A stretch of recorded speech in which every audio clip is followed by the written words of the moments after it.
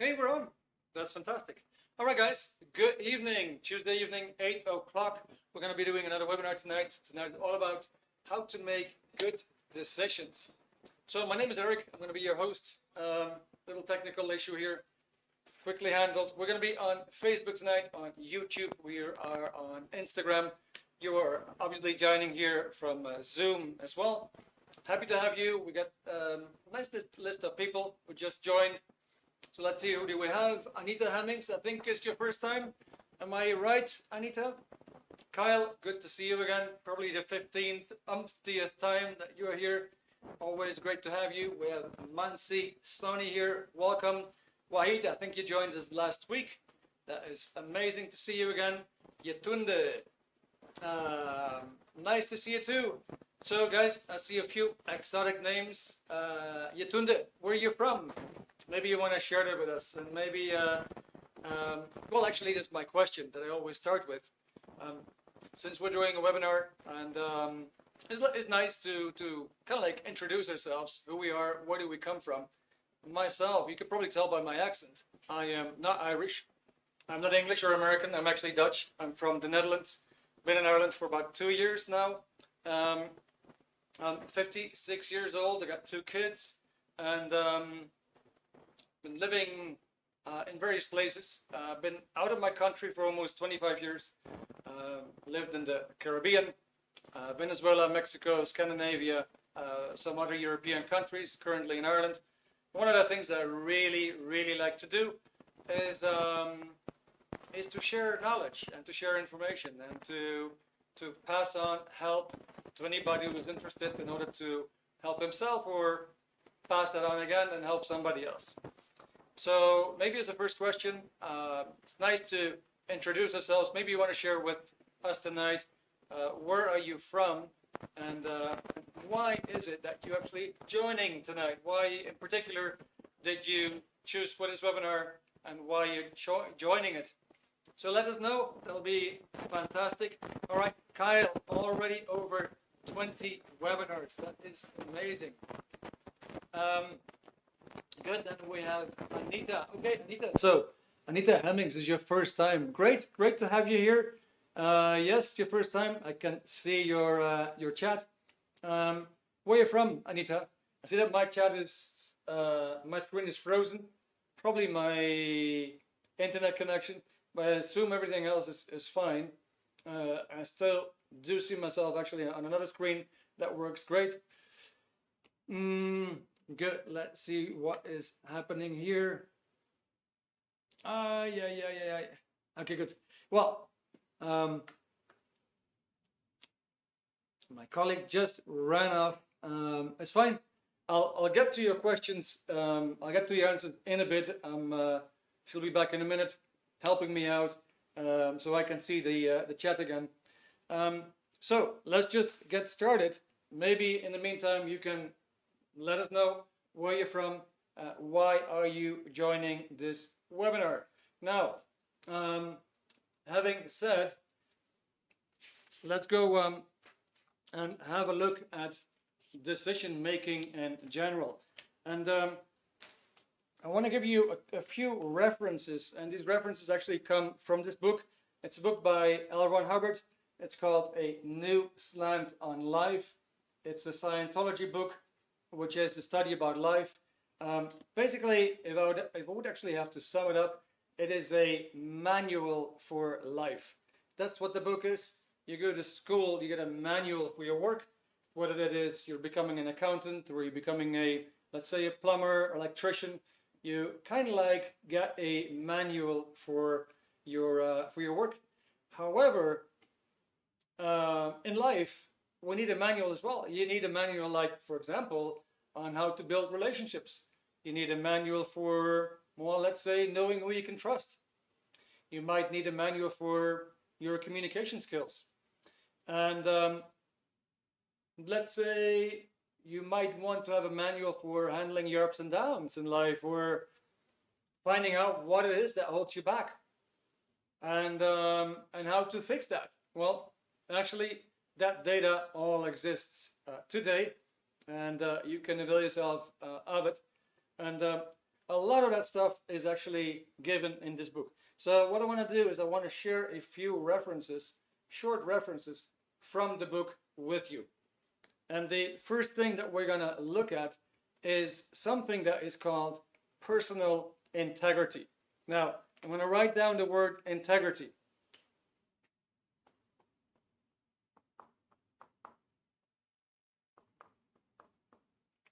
And the word integrity comes from the same word, actually in French, intégrité.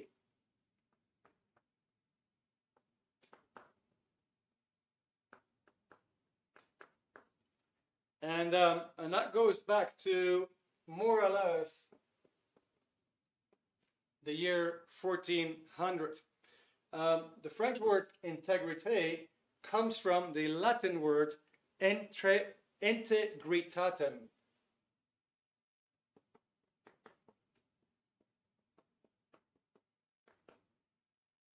All right, there we have it. So, what do we mean by the word integritatem? So, I'm just going to summarize that quickly. It means innocence. It means blamelessness.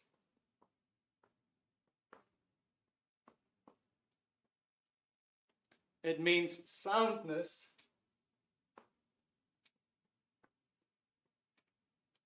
It means wholeness.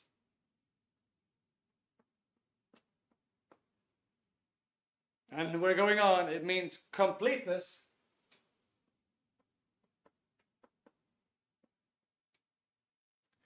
It means purity. And it means correctness.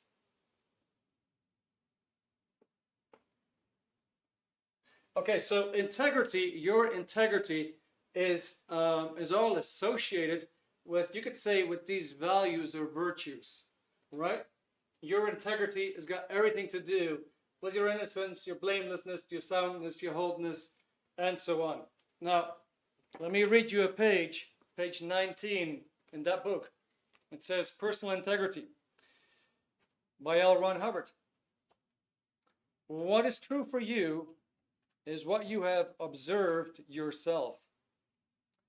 And when you lose that, you have lost everything. I'm going to give that again to you. Just bear with me for a second. Adita, I don't have the chat anymore. So let me give it again to you. What is true for you is what you have observed yourself. And when you lose that, you have lost everything. What is personal integrity? Personal integrity is knowing what you know. What you know is what you know.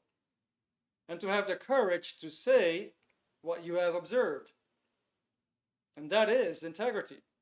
And there is no other integrity. All right, so let me ask you a question. Have you ever been in a relationship, let's say with a family member, which is quite natural, or you've been in a relationship with a partner, or you've been in a work relationship, but somehow that relationship just didn't feel right. You observed that particular family member didn't have a good effect on you. Or you noticed that partner didn't really make you happy, or that partnership didn't make you happy. Or maybe the working environment was not exactly the working environment you were hoping for or you were looking for. Now, have you ever observed that you've been in this situation, but you did observe it, but you didn't act on it? That is a question. Have you ever observed that you were in a relationship, social ties, family ties, business ties, you felt, man, I shouldn't be in here. I shouldn't be in here. Maybe I'm staying for the money, or maybe I'm staying for this, maybe I'm staying for some benefit, but you observed that it was not doing you good. So that was your observation, and you didn't act on it. Did you ever observe that? Okay, Kyle, yes, absolutely. Let me go through the chats quickly. In the meantime, now that I have the chat back, I see Jack Prewall, good to have you. I see Daniel Vasconcelos, nice to have you too. Adewell, thank you for coming over. FH, great to see you. Mansi Sony, welcome. Odalayo Akande, welcome. Yutunde, okay guys, we're having a nice crowd here. Good. So let's see. Let's go to the chat quickly.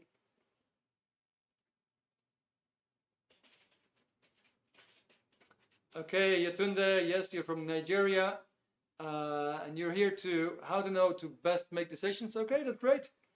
Mansi is from India. Want to pursue this meeting to make myself more confident during interviews. Okay, fantastic. Anita from Wolverhampton, but work in Birmingham, West Midlands, UK. Here to learn more about decision making and making good ones, of course. Great, thank you. Good evening in Northern Ireland. Kyle, Wahid from India, living in Dublin. Fantastic. Okay, good.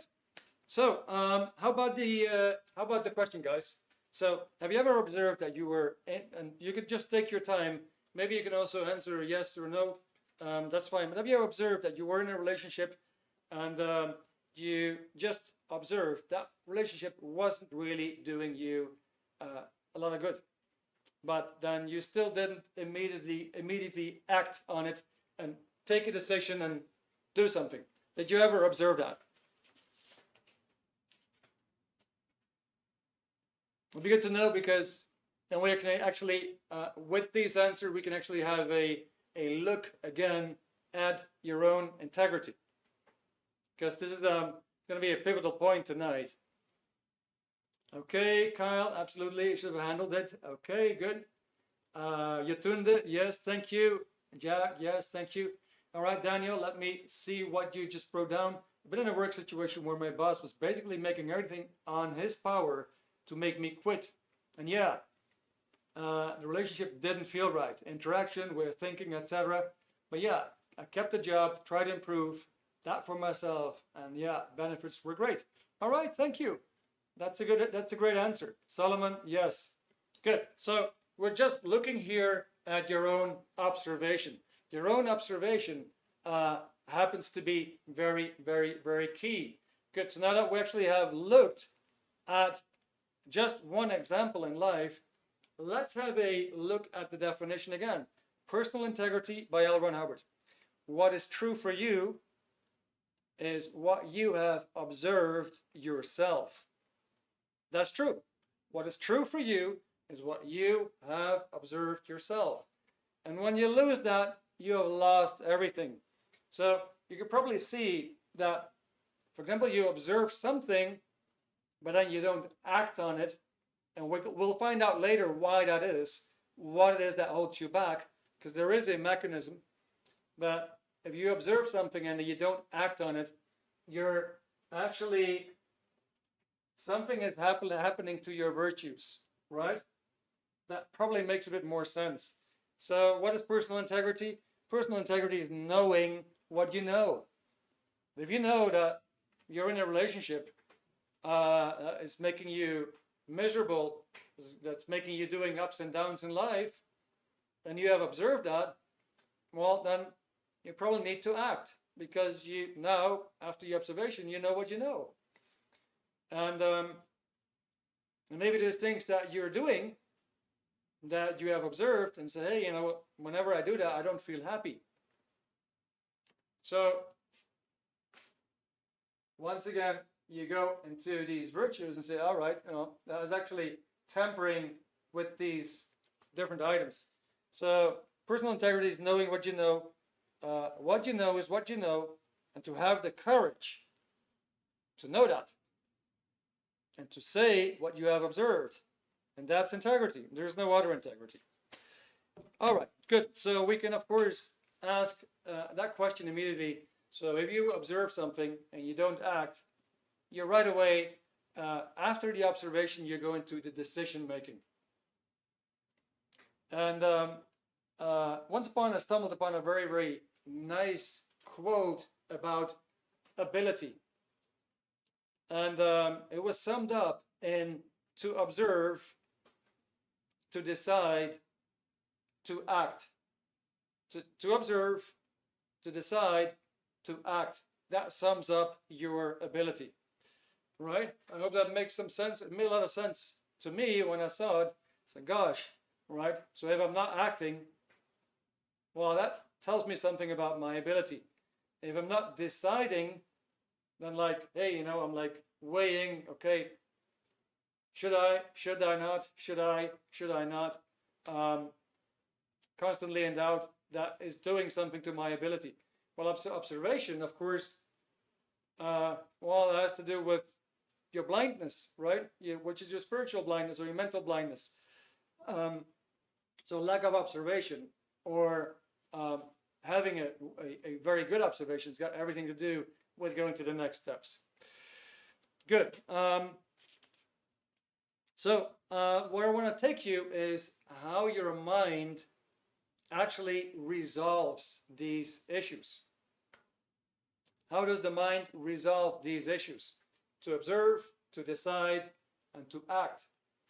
How do we resolve that in the mind? All right, now I got a fun question. You can throw anything in the chat that you want, right? And that question is, what do you think it is that your mind is doing? Now, just consider ourselves that we're not experts. Okay, that's totally fine. You can just throw anything in the chat that you want. Put something funny there, even if you like. Yeah. What do you think it is that your mind is doing, or that our mind is doing? What, in other words, what is the goal or the purpose of the mind? What's it doing? Okay, Anita Hemmings, yes, it take too long to deal with it because I'm more focused on other things, but I do get around to it. Okay, good. So Kyle says, all right, recording. Wahid says, observation. Danielle says, looking for pleasure and avoiding unpleasurable things. That's fantastic. These are great answers, guys. Anita warning me, and that is also a great answer. Okay, and there's a lot of truth in all these answers. I'm going to wipe out the board. In the meantime, keep on typing if you have another answer to this.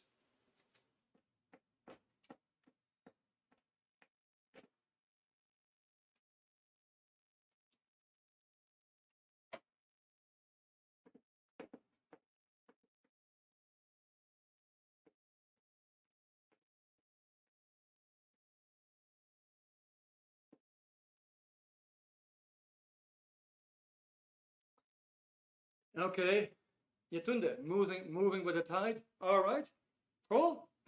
All right, guys. Well, thank you so much for your input. Thank you for your participation. That's great. Jack has an answer as well. It can take too long because the options you have to act are difficult, are not easy to act. Okay, good. Adewale, don't have any options. Thank you, guys. All right, so what do you think your mind is doing? I'm going to write it down.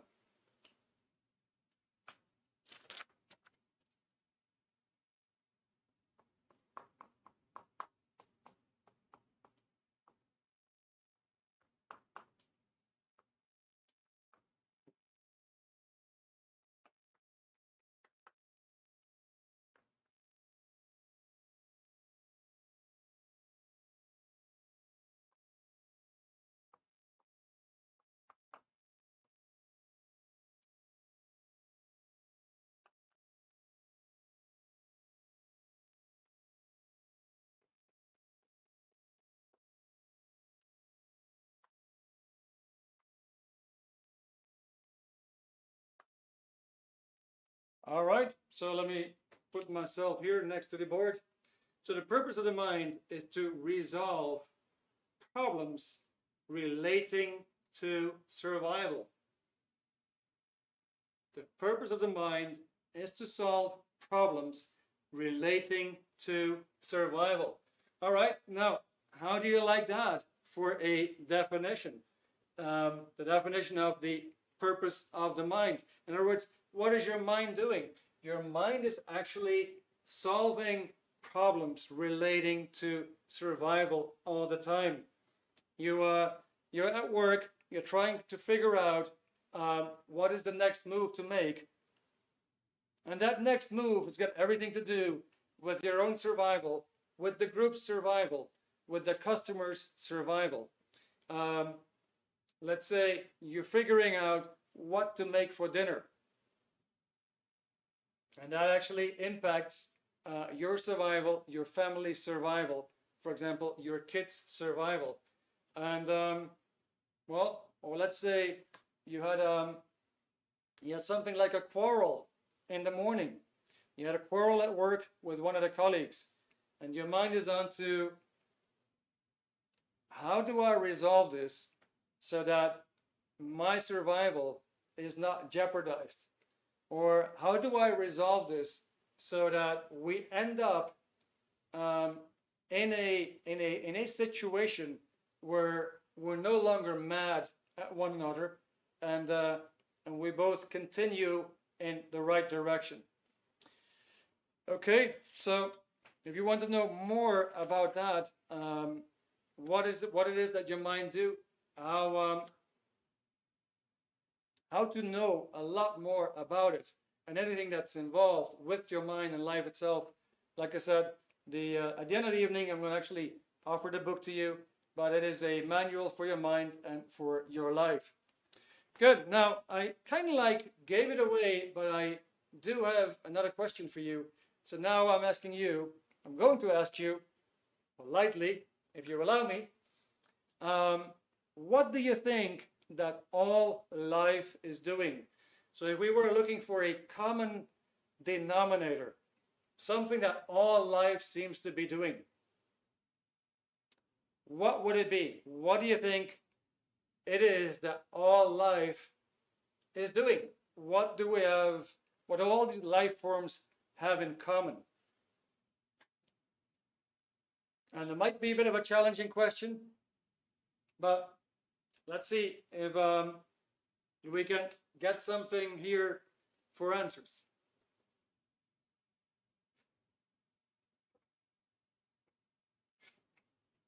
Like I said before, you can throw anything in the chat. And maybe it's a bit of a philosophical question. Maybe it's a bit of a theoretical question. What do you think life is doing in general? Daniel Vasconcelos. Daniel, are you from Brazil or Portugal? Or maybe, okay, I think you answered already, right? Brazil, okay, fantastic. Okay, the question would be, what to do with my survival? All right, Rio de Janeiro, but living in Barcelona. Fantastic, man. haven't been to your city. I've been to Sao Paulo once. Absolutely loved it. Okay, so Kyle says continuing. Good. Now the answer actually is right here. The thing that all life forms have in common is survival. Now, it might sound like an old saw. It might sound like, well, duh, it's kind of obvious, right? However, that we survive, well, that's kind of obvious. However, that there's an urge, a very, very strong urge to do that. That is native in everything that lives. That is quite a new concept. So I'm going to take you to. Thank you, Yetunde. Page. Let me see. Where are we? I think page 83.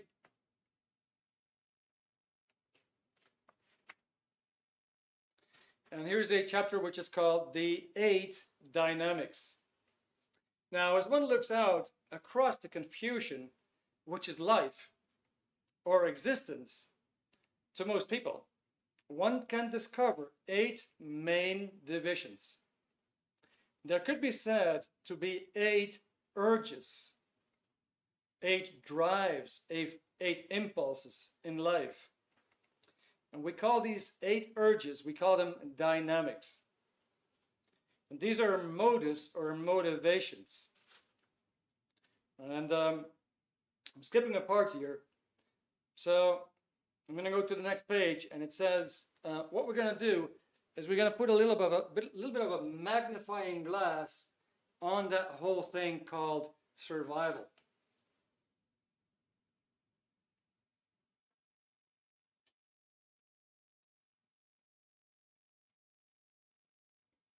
Let's say here we got our magnifying glass. Just to make it a bit funny, you know, as a sketch. Let's say 1, 2, 3, 4, 5, 6, 7, 8.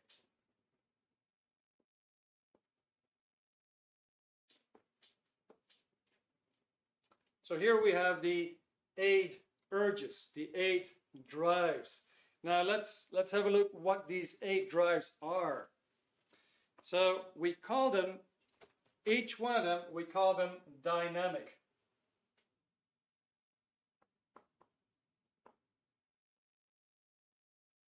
Or plural, dynamics. So we have 8 dynamics, 8 drives, 8 urges. So the first dynamic is the urge toward existence as oneself. Here we have individuality expressed fully.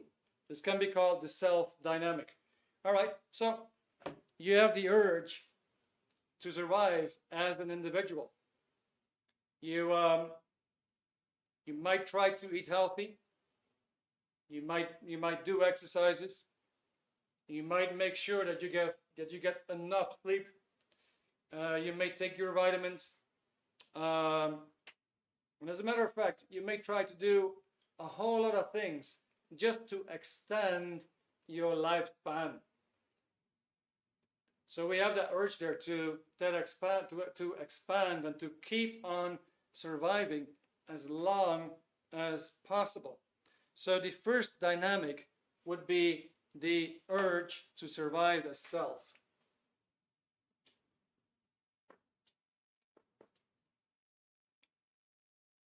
Maybe I should continue in blue.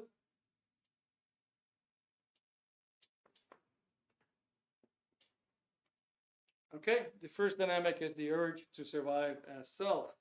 The second dynamic is the urge toward existence as a sexual activity. This dynamic actually has 2 divisions.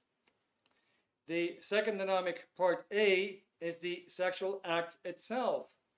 And the second dynamic, part B, is the family unit, including the rearing of children. This could be called the sex dynamic. All right, so we have A, which is the sex act, and we have B, which is the family. Okay, that is your second dynamic. Yeah, so you see that urge in many people to have children, to rear children, to bring them up, to feed them, to make them happy, to, I don't know, assist them in their survival, right?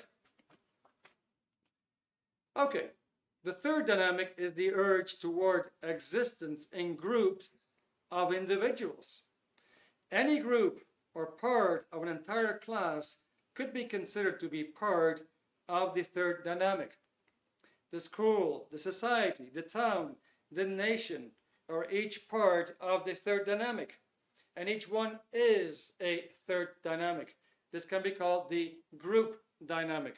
Okay, maybe in between you want to put something in the chat and let each other know what kind of group are you part of. Just as a group dynamic, what group, or perhaps what groups that you like to share are you part of? Could be any group.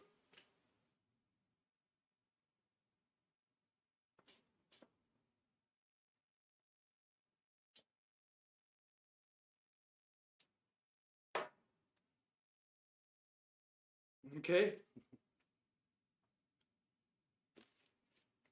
All right. The fourth dynamic is the urge toward existence as or of mankind, whereas one race would be considered a third dynamic. You could say all the Irish are a group, or you could say all the I don't know, all the Brazilians are one group, all the Germans are one group. If you put all these groups together, you actually get the fourth dynamic. The fourth dynamic is the urge toward existence as or of mankind. Whereas one race would be considered to be a third dynamic, all races combined would be considered the fourth dynamic. This can be called the mankind dynamic. Good, Anita, yeah, so you're part of a team, very good. Yatunde, you're part of the Red Cross, fantastic.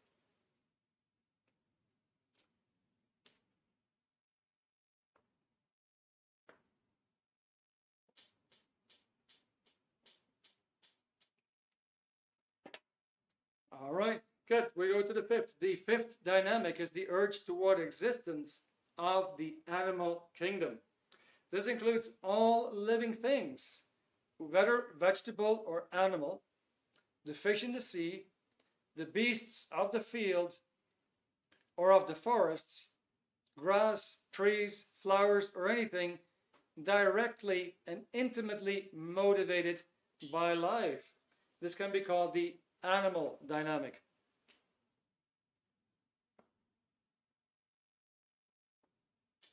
Now, just to give you quickly two examples so that you actually see that you do have these dynamics. Let's say on the fourth dynamic for mankind, so we have Yatunde being part of the Red Cross. Now let's say the Red Cross is doing collections in town, and they're standing in town there with these shakers, and they're collecting money, and somebody stops you in the street and says, look, there's some kind of a calamity over there on the planet, and these poor children, they're actually starving. Would you help us to feed them? And what do you find out? Actually, the rational idea could be that you would say, well, you know, I don't know these kids. I've never been to that place. Well, what do I have to do with it? But what do you know? You'll find that a lot of us have the urge to actually support that fourth dynamic, mankind. So, well, you know, I don't know these kids, but sure, you know, starvation is not a nice thing. Sure, I'm willing to donate something and help them, right? You've probably been there. You probably felt like, yeah, I got to do something for mankind. The animal kingdom, the same thing. If you have a cat, or you have a dog, or you have a parrot, or I don't know, a bunny, a rabbit, whatever animal, maybe animals outside, you have that urge, you feel that urge to to feed your pet. You might water your garden. Maybe when it's freezing outside, you're gonna put breadcrumbs or whatever food for the birds outside on your balcony or in the garden or whatever, right? You have that natural urge to help and support the animal kingdom to survive, right? Okay, empathy, feeling for the other living creature. Yeah, exactly. That's what it is. It's fantastic. All right, good. So that is the fifth. Yeah. Now the sixth dynamic is the urge toward existence as the physical universe. The physical universe is composed of matter, energy, space, and time. Matter, energy, space, and time. Let me put that down.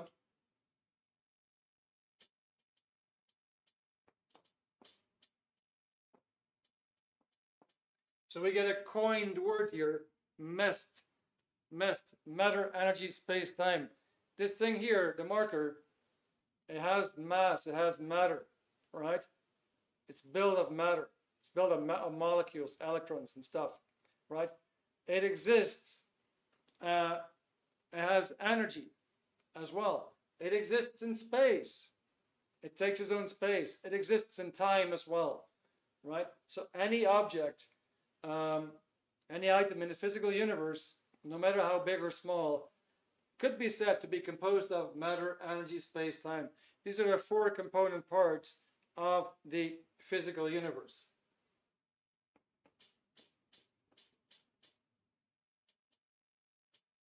All right, so you have physical universe objects, and obviously you do want them to survive. Now, for anybody here that has ever owned or owns a car, let me ask you this, or let's say any other precious thing that you want to last. But let's just take this example of a car. What do you do with your car if you really want to last it for a long time? What kind of actions do you take? If you don't have a car, just look at somebody else and what that other person, what kind of actions he or she take to make that car survive, to prolong its life, in other words. All right, Daniel, you take care of it. Right, you clean it. Very good. All right. Okay, you service all the time. You do maintenance, right? You comply with the manual of the manufacturer in order to make it last, right? Regular servicing, yearly MOT, maintenance. Okay, yeah. So you have that urge. You have that urge to make matter, energy, space, time survive. If you have, I don't know, maybe you have a laptop, right? And what do? You clean it, you take care of it. When it's getting hot, you put something underneath it to make sure it doesn't overheat. You do all these things in order to preserve and make sure that stuff lasts longer, it survives longer. The whole urge, the whole drive is survival. Good. Now, let's go to the seventh dynamic. The seventh dynamic is the urge toward existence as or of spirits. Anything spiritual, with or without identity, would come under the heading of the seventh dynamic. This can be called the spiritual dynamic. All right, now does anybody have an idea, or can you give an example of how you would survive better as a spiritual being?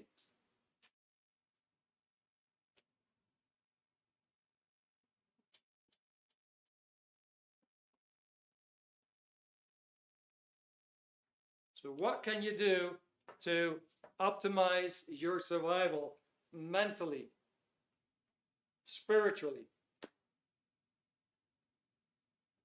What can you do? And what do you do? What do you do to enhance that survival mentally and spiritually? All right, Anita, thank you so much. Meditation, prayer, right? You tuned it. Being positive, no matter what comes my way. That's great. That's fantastic.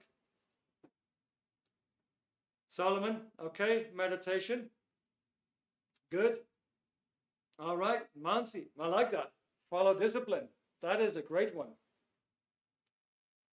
Okay, good. So we do have these urges there yeah, to survive.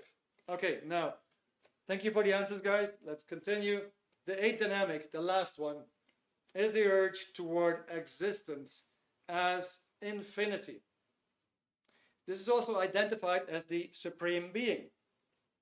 It's called the eighth dynamic because the symbol of infinity, which is the 8 upside down, infinity, stood upright makes the numeral 8. This can be called the infinity or God dynamic. Good. So here we have, there we have the infinity symbol. All right, now let's go back to the beginning of the chapter, where the researcher says there is no thought or statement here that any one of these 8 dynamics is more important than the others. While they are categories, divisions of the broad game of life, they are not necessarily equal to each other. It will be found amongst individuals that each person stresses one of the dynamics more than the others, or may stress a combination of dynamics as more important than other combinations. Yeah, so for example, we might see the business owner very, very, very busy with building his business. And what is he doing? He's putting all the effort on the third dynamic. And you might see somebody who's really, really fond of kids, who wants to raise them, who loves kids, wants to have a family. And nothing would make him or her happier than just taking care of the family. And that would be the second dynamic. Now you find people who are totally into nature, and they might be hugging trees, and they might be, very, very concerned and occupied with the environment. And they'd be very busy, for example, here. Right?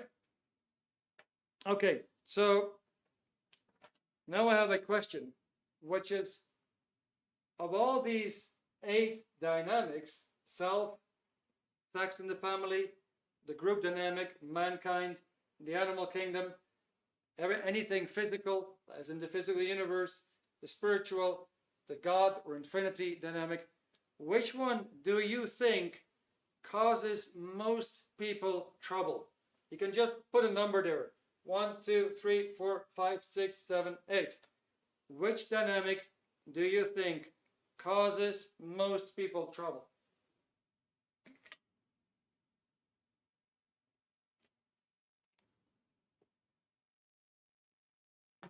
Okay, so we got number 2, number 3, number 2, number 2. Anita, number 1. Okay. All right, guys. Thank you for the answers. Now, if you have ever read a psychology book, then you'll find out there's a great emphasis on the second dynamic, the sex dynamic. And insanity and irrational conduct is all kind of like explained as if it came from the second dynamic. So that is obviously a very, very inaccurate observation, as people in reality have 8 dynamics. Now, I could say you have 8 dynamics. You could also say you are 8 dynamics. You actually are them. Now, how would you come up with that idea? So, if any of you guys read a newspaper or watch the news, and you see what's going on your dynamics, like, let's say there is a war between certain countries, which actually affects the group dynamic. It affects the mankind dynamic. Obviously there's nature involved as well. you may find that very, very unsettling.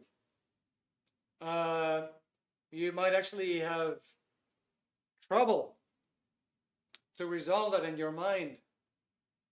You might actually feel that it's quite heavy on you. Yeah. Well, it is heavy on you because you basically you are all these 8 dynamics. Whatever is happening on these 8 dynamics actually has an impact on you. And I'm going to give you an idea how this works. There's another question here. Have you ever observed that, for example, something happened in your relationship? Something happened, and a quarrel, a disagreement, whatever. But whatever happened, it upset you. It upset you, and that happened here on the second dynamic. But when it upset you, did you actually take it to work? Did it affect that same day? Did it affect you while you were working? And likewise, when something really upsetting happened at work, did you then take it home? Or perhaps did you take it to the animal kingdom and you were just frustrated and you kicked the dog or you kicked the cat? Did that happen? When has it ever happened to you that there was some trouble here somewhere and you took it to another dynamic and you kind of like it just leaned over into the other dynamic and started to affect that as well? Did that happen? Daniel, all right, definitely. May happen, huh?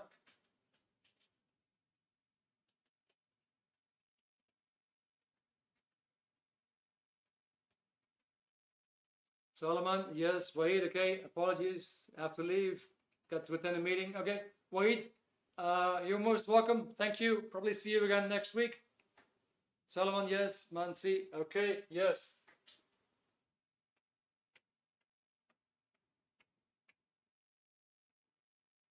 So these things are all interconnected like a pond. Let's say we take a pond here, and we toss a stone into the pond. Yeah, we toss a stone here into the pond, and what do we get? Actually, it kind of like ripples out.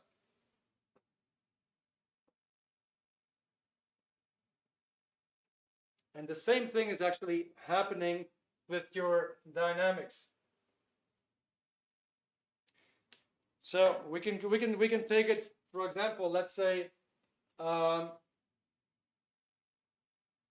let's say you read something about pollution on the planet, or let's say you read something about global warming, or you read something about chemtrails, or whatever it is. I don't want to go into politics, but let's say you read a really disturbing article on whatever is going wrong with the planet or with the universe, and say, oh my God, planet Earth is actually in danger. That is being suppressed. And you'll find out, okay, but that means that actually the animal kingdom is also suffering from it. And as a result, we might have less crops, we might have less harvests, there might be less food, so mankind will suffer. And obviously that's gonna affect my company or the group that I'm part of. It's going to affect my family life. It's going to affect me. Well, then obviously it's going to affect me mentally as well, right? And my overall longevity. So you could just start anywhere and work it out. Likewise, you could say, well, I am sick as a dog. I am so sick today. So your self-dynamic is going down. Yeah, you're much less alive. Your survival potential as self is down. So now you have less attention for your family. You can't be there for your group, right? Anybody that might need your help on the planet, well, you're home that day. You might not be taking care of your plants, might not be taking care of your cat, you might not be taking care of your possessions, right? And off they go. In other words, you toss a stone in the pond, it has a ripple effect, and it's going to affect all of your dynamics. All right. So let's say you have the criminal mind, and he says, you know what, I'm going to sell cocaine, or I'm going to sell some hard drugs, because that is actually going to enhance my first dynamic. It's going to enhance my first dynamic. He thinks that his product is actually misery and death and what have you. So it's going to cause all these other dynamics to go down. So his solution right now is to go up by reducing the other 7. In other words, he's going to get 7 against him. He's not going to be happy, and he's not going to live long, as you can imagine. And well, let's say we have I'm going to give you another example. Let's say we have somebody who is cheating. Let's say he's cheating his boss. And maybe I might take something from the shop and bring it home. He's doing something that he knows by his own integrity, by his own observation. He knows he's doing something there that he shouldn't be doing. In other words, he's harming his group.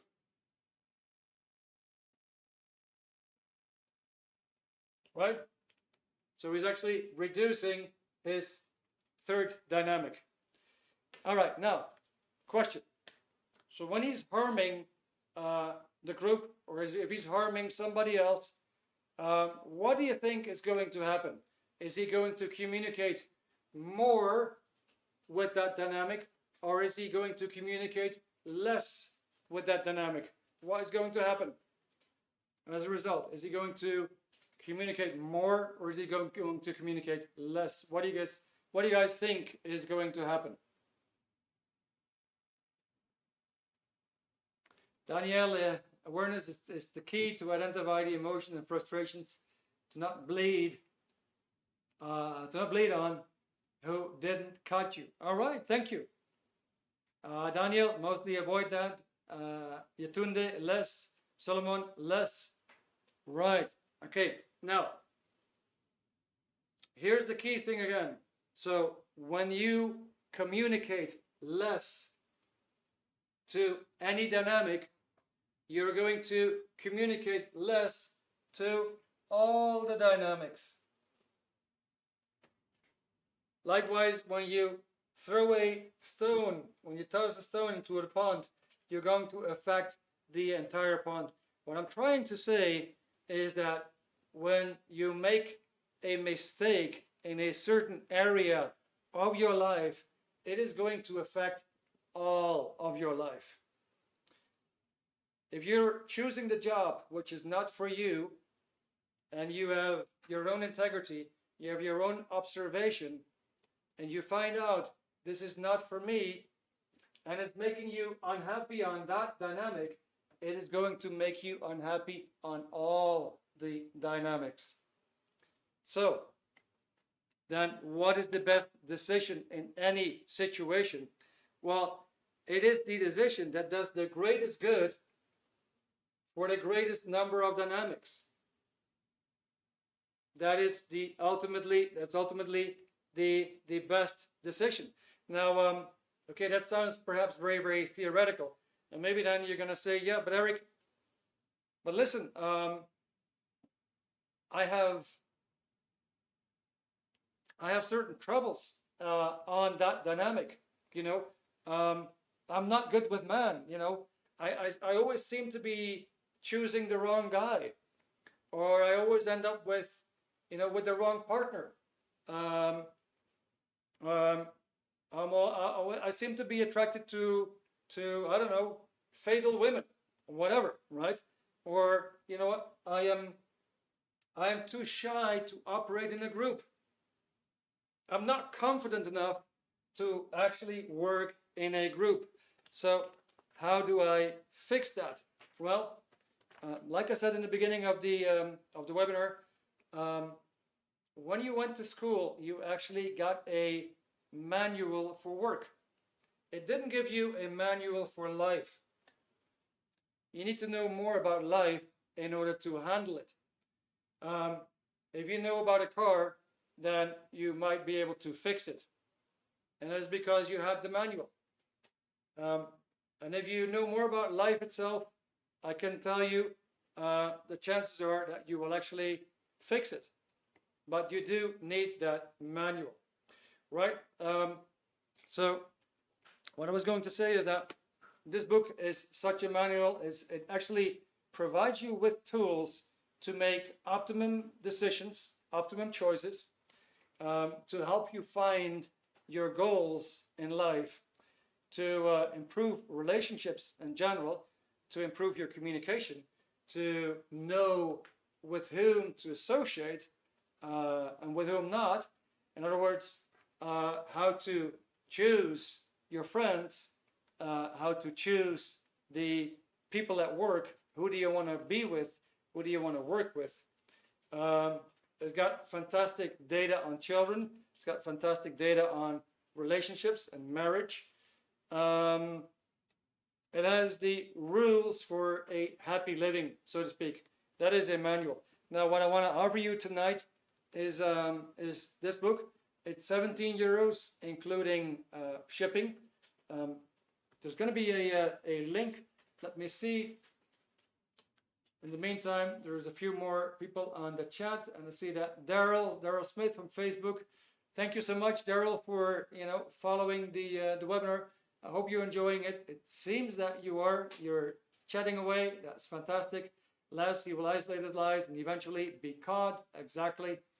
In other words, the dynamics will actually catch up on him. Unfortunately, it's not a jacket that you just take care of, take off and continue with the day. It affects you as a whole. Okay, the group requires trust and cooperation to be effective. Fantastic. Good. All right, guys. So I'm just going to shut up for a minute.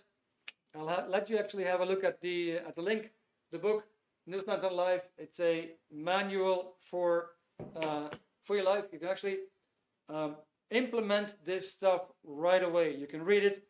You can see, all right, I can see how this applies to my life, and I can start implementing this.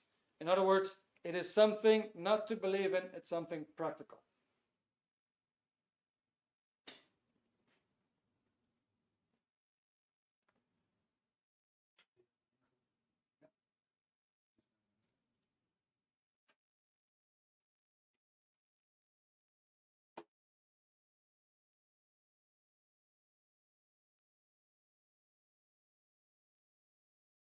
Okay, guys. So now, maybe you say, all right, this was insightful, but now I have a lot of questions.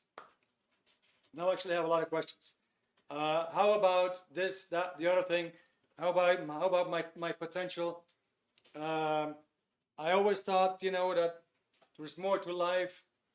I always thought that I could be more, I could do more, I could achieve more. Somehow I'm not really using my potential. I believe I have more potential. Something is holding me back. How do I tackle that? How do I actually get more out of life? Gosh, I got so many questions. Maybe it's like that. So I got another surprise for you, and that is a free personality test. This is a yes/no type of personality test.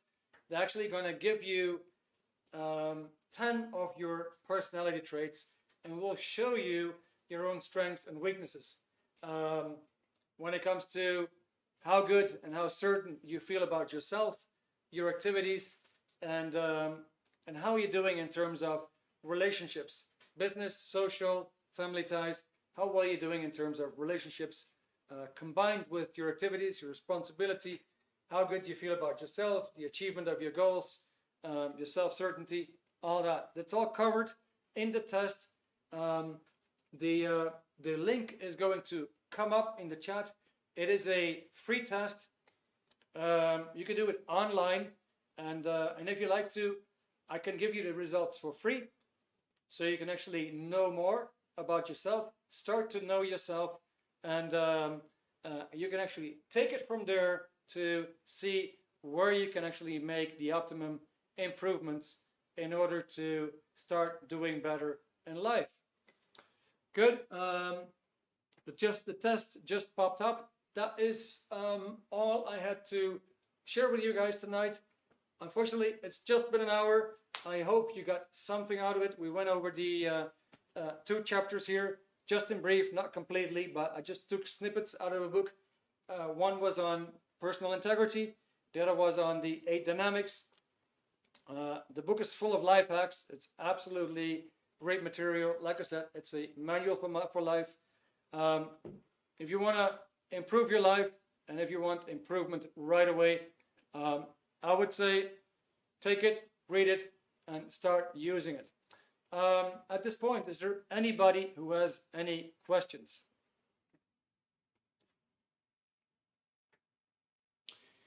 All right, Danielle, thank you so much for your time. It was a pleasure to spend it with you all. Okay, great. Thank you, Danielle. It was a pleasure to have you. Absolutely. I think all of you have been great tonight. Thank you very much for your participation. Okay, anybody with any question? Anita, thank you very much. You found the session most interesting and thought-provoking. Thank you again. And to everybody for your interaction.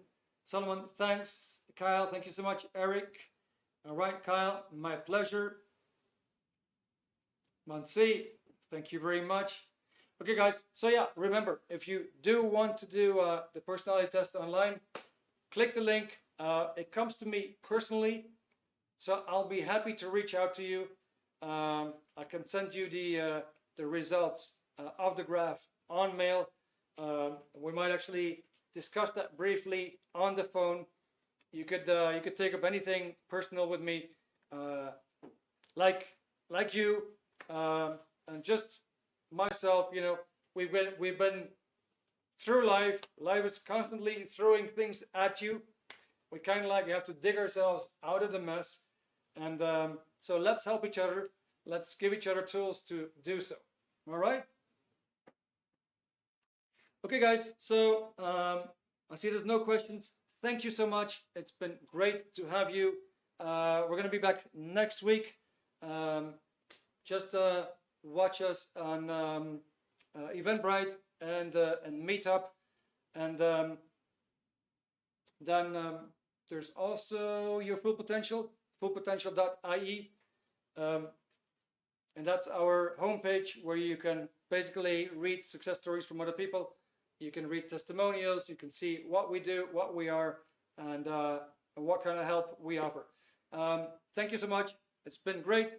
I hope to see you again next week. Have a great rest of your evening. Bye for now.